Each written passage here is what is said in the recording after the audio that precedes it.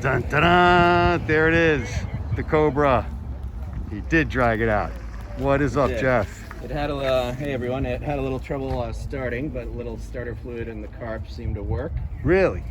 So this is a replica of a 1966 Shelby Cobra semi-competition.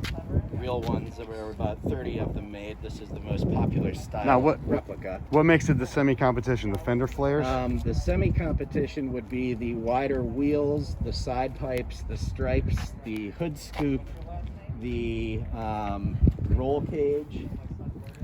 Oh, okay. So pretty much what you always see in these what everybody tends replica to do Cobras. them, even though there were actually very few of them made like that, but that's what everybody emulates. Right.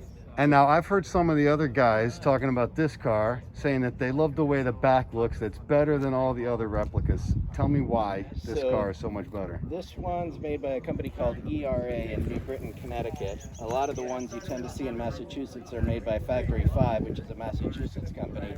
And the shell that Factory 5 uses has a kind of higher, I think it looks a little more awkward in a way. It just sits a little differently. It's more square in the back. Yeah, it's more squared off. And supposedly these are much more true to the original as far as the God, it looks just like one to me. form. Yeah, it's pretty indistinguishable. So this one has a 1969 428 Cobra Jet motor, which didn't quite exist when they actually had these Cobras. Real Cobras, they had an earlier version of either a 427, a couple different versions of that, or a 428 with the police interceptor intake was how the Shelbys were. Right. And this has a kind of newer version called a Cobra Jet, which has bigger heads on it. And some other differences in the construction of it. Right. So it's not quite the exact engine that could have been in one, but it's pretty darn close. Right. Well, good luck finding a 427 side oiler. Yeah, those are mostly taken.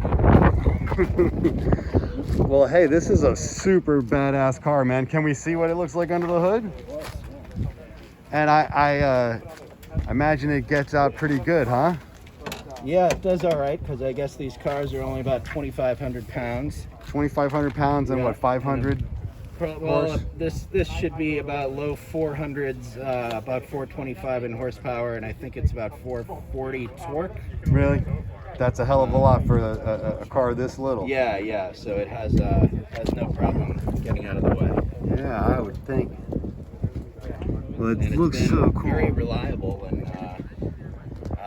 been very tight. Doesn't stall. Doesn't overheat. Now, who built that motor? You said it's a 68 or 9 motor. So it was rebuilt by. So I bought this from somebody in 2011. Actually, well, I bought it from Herb Chambers. Oh, okay. We've heard of him. This was his car that he sold out of that dealership for his private collection. No kidding. That he got from Wayne Carini from that show, Chasing Classic Okay, Cars. sure. So Wayne bought it from the original Okay, owner. so it was you that I saw. You've had this over at Dave Mitchell's house, right? Yeah. Okay, yeah, I thought I saw this thing 10 years ago. Yeah, that's right. Okay. Yeah. So it has a kind of interesting little lineage. So yeah, built in '95. Beautiful. And whenever that person built it, they found an engine and had somebody rebuild it. Yeah, well, if Wayne Carini, I guess, was selling it to Herb Chambers, he had a pretty good engine builder on the job. Okay, that. Yeah. Oh, So yeah, I bought sick. it with about 10,000 miles on it. Wow. And I mean, I'm surprised it had that many, even though that's so low. Yeah, that's actually, a lot of people barely use them at all. So this is at 20 now. That's nice. And you drive this thing, huh? I guess almost 2,000 a year. Pretty cool. Pretty cool. Well, what's the best thing about this car compared to your regular old, Prius or whatever people drive? I just think it kind of has that feeling of, not that I've ever flown one, but kind of reminds me of like a World War II fighter plane. It looks like one, yeah. It just kind of has that, it's rough and primitive in certain ways, but it also really kicks ass. Yeah. Now, how does it handle? I mean, it's rock solid, so it handles great. I mean, it doesn't have power steering, doesn't have power brakes, so yeah, it's a very analog experience. I like that. Yeah, I do too. Yeah, it's very cool, man. But it's a